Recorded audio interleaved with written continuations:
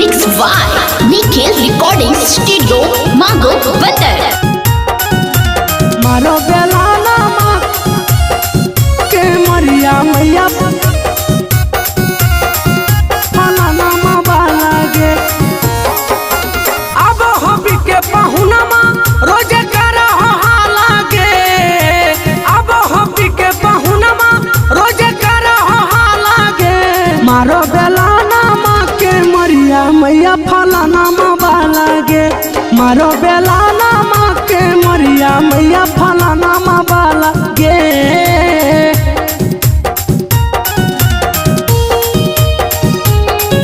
फलाना बाला गे। मारो बेलाना के मरिया मैया फलाना बाला गे। फलाना बाला गे। आधी आधी रातिया के आटा सना बाबो हो। बुझा हो ने कोढ़िया मैया खाना बना बाबा हो। खाना बना बाबा हो। हाँ हाँ आधी आधी रातिया के आटा सना बाबो हो। बुझा हो ने कोढ़िया मैया खाना बना बाबा हो। मारी के चटावा मैया लाला कर होगा लागे।